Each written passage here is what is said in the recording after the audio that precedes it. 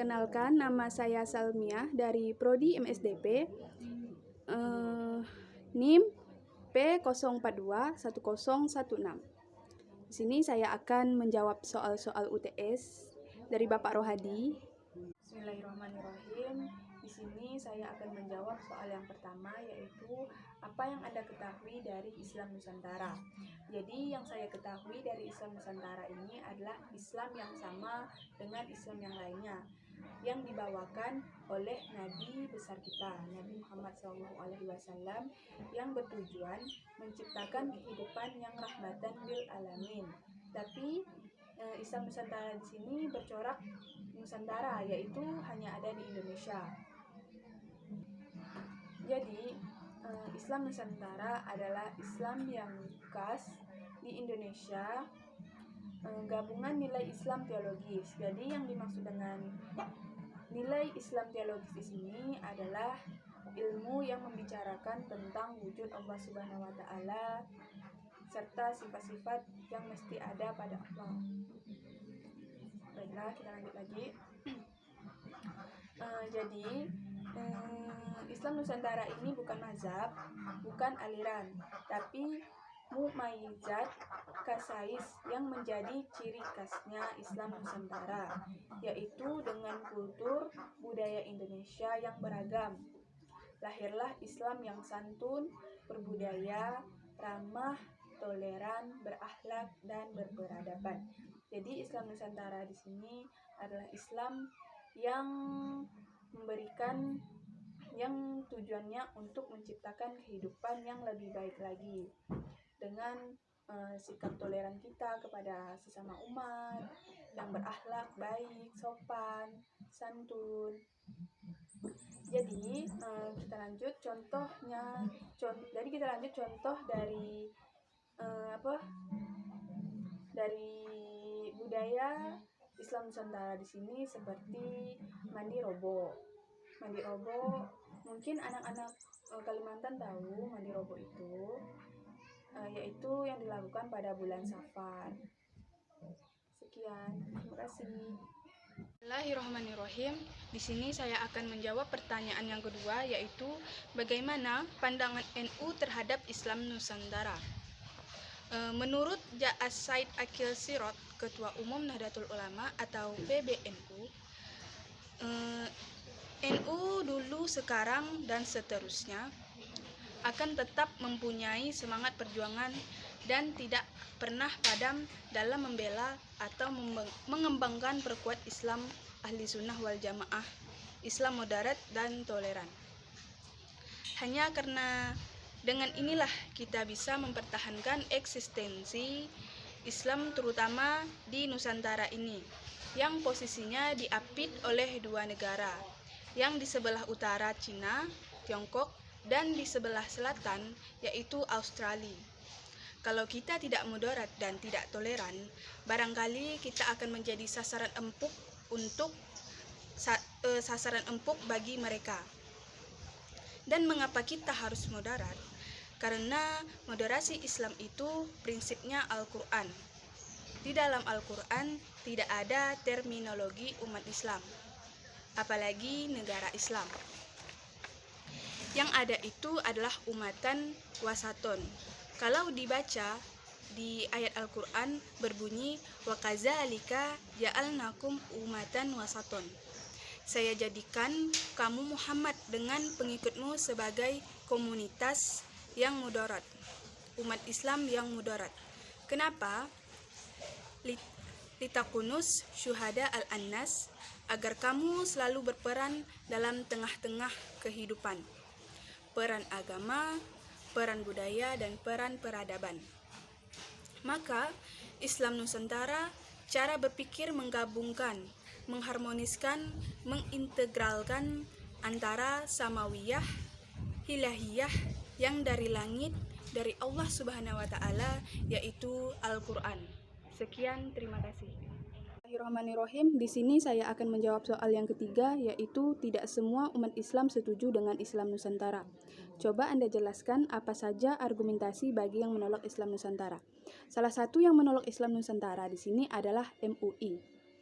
Majelis Ulama Indonesia di Sumbar. Mereka mengatakan bahwa Islam Nusantara dalam konsep pengertian definisi apapun tidak dibutuhkan di Rinang Minang atau di Sumatera Barat. Bagi kami, nama Islam telah sempurna dan tidak perlu lagi ditambah dengan embel-embel apapun. Mereka memiliki sejumlah pertimbangan untuk menolak Islam Nusantara.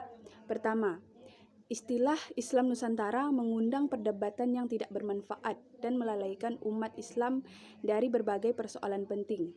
Istilah Islam Nusantara masih, menurut MUI Sumbar, bisa membawa keracunan dan kebingungan dalam memahami Islam.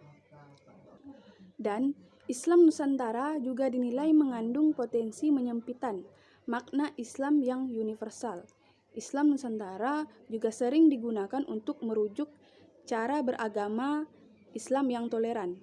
Menurut MUI Sumbar, toleransi hanya merupakan satu aspek dalam Islam, padahal banyak aspek lain dalam Islam.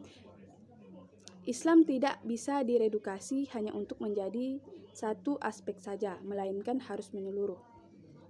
Dan MUI Sumbar juga menilai istilah Islam Nusantara berpotensi mengotak-kotakan umat Islam dan memunculkan pandangan negatif terhadap umat Islam yang berasal dari wilayah lain. MUI Pusat yang setuju dengan konsep Islam Nusantara menyebut penolakan dari ranah Minang itu gara-gara pemahaman yang tidak selaras. Islam Nusantara dia pahami sebagai konsep yang menekankan kebahasaan lokal, namun juga tidak menolak unsur universal Islam itu sendiri. Islam Nusantara yang berkembang di kawasan Nusantara mempunyai ciri khas khusus, yakni tidak berada pada titik ekstrim, melainkan moderat alias berada di tengah. Dan hanya itu argumentasi bagi mereka yang menolak Islam Nusantara. Padahal perlu kita ketahui bahwa Islam Nusantara di sini bukanlah agama baru, bukan juga aliran baru. Tapi Islam Nusantara adalah pemikiran yang berlandaskan sejarah Islam masuk ke Indonesia, tidak melalui peperangan, tetapi melalui kompromi terhadap budaya. Sekian, terima kasih. Bismillahirrahmanirrahim. Di sini saya akan menjawab soal yang keempat, yaitu bagaimana pandangan Anda terhadap orang yang membid'ahkan tradisi di masyarakat. Berwah atau tahlilan untuk orang yang sudah meninggal. Nah, di sini kita akan membahasnya. Jadi, mengapa ada tahlilan, dan bukankah Imam Al-Syafi'i melarang tahlilan?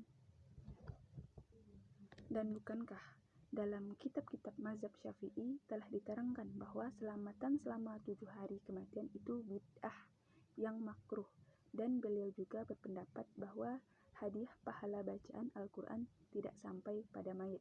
Nah, di sini saya akan membahas mengenai tahlilan, percakapan orang Wahabi dan penjelasan dari orang Sunni atau ahli sunnah wal jamaah. Di sini beliau menjelaskan bahwa Imam Syafi'i tidak pernah melarang tahlilan, dan Imam Syafi'i dan beberapa mazhab lain memang memakruhkan suguhan makanan oleh keluarga mayit kepada pantakziyah, hukumnya makruh. Artinya, kan boleh dikerjakan hanya kalau ditinggalkan mendapat pahala, kan begitu kan? Jadi kita harus tahu dalam beragama itu tidak cukup mematuhi hukum dengan cara meninggalkan yang makruh, tetapi juga harus melihat situasi adat dan istiadat masyarakat. Oleh karena itu, adat istiadat masyarakat menuntut melakukan yang makruh itu, maka tetap harus dilakukan demi menjaga kekompakan, kebersamaan, dan kerukunan dengan masyarakat muslim. Nah, di sini bisa kita ambil bahwa menjaga kekompakan kebersamaan, dan kerukunan dengan masyarakat muslim itu sangat penting.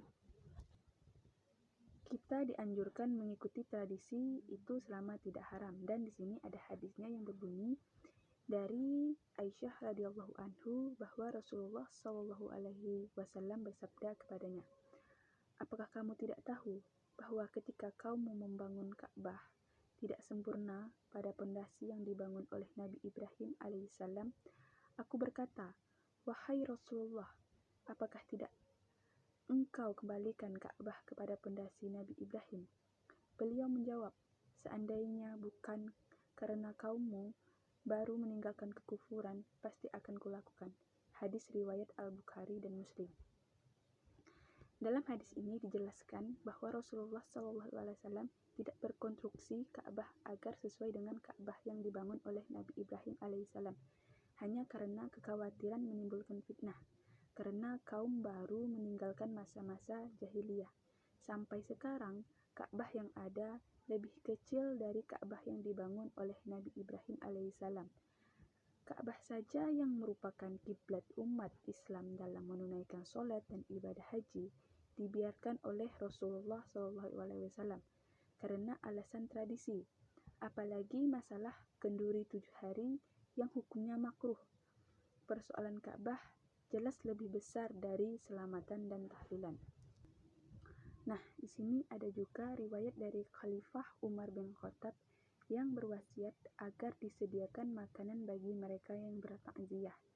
Al-Imam Ahmad bin Mani meriwayatkan dari Ahnaf bin Qais berkata, "Aku mendengar Umar berkata, seseorang dari kaum Quraisy tidak memasuki satu pintu kecuali orang-orang yang akan masuk bersamanya. Aku tidak akan mengerti maksud perkataan beliau sampai Umar ditusuk.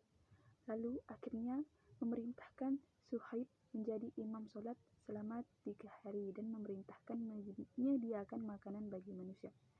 Setelah mereka pulang dari jenazah Umar, mereka datang, sedangkan hidangan mereka telah disiapkan. Lalu mereka tidak jadi makan karena duka cita yang terbengkalai. Lalu Abbas bin Abdul Muthalib datang dan berkata, wahai manusia, dulu Rasulullah SAW meninggal, lalu kita makan, dan sebelum itu, lalu Abu Bakar meninggal, kita makan dan minum sebelumnya. Wahai manusia, makanlah dari makanan ini. Lalu Abbas menjawab makanan itu, dan orang-orang menjamahkan untuk dimakan. Nah, dari penjelasan tadi bisa kita ambil bahwa bisa kita simpulkan dari penjelasan tadi bahwa tahlilan di sini merupakan makruh dan jika ditinggalkan mendapat pahala ya teman-teman. Dan tidak lupa bahwa kekompakan dalam masyarakat untuk tradisi di sini itu sangat penting. Sekian jawaban dari saya. Terima kasih. Bismillahirrahmanirrahim. Di sini saya akan menjawab soal yang kelima, yaitu apa sikap Anda apabila ada orang Islam yang mengkafirkan, membid'ahkan, atau mengharamkan tradisi yang ada di dalam masyarakat? Jadi menurut saya, biarlah itu menjadi urusan dia dengan Allah Subhanahu wa Ta'ala. Karena sesuatu yang dilakukannya di dunia pasti akan dipertanggungjawabkannya di akhirat nanti. Dan menurut saya, apabila ada orang yang mengharamkan tradisi atau membid'ahkan, itu kita kan punya ajarannya masing-masing. Jadi di dalam Islam pun memang tidak ada yang namanya itu tradisi yang seperti tahlilan. Jadi menurut saya itu benar-benar saja bagi mereka yang tahu, yang jelas, yang tahu tentang ajaran Islam. Sekian jawaban dari saya. Dan penjelasan dari saya, mohon maaf jika ada kesalahan karena saya juga masih belajar. Wabillahi taufiq ila aqwamit thoriq. Wassalamualaikum warahmatullahi wabarakatuh.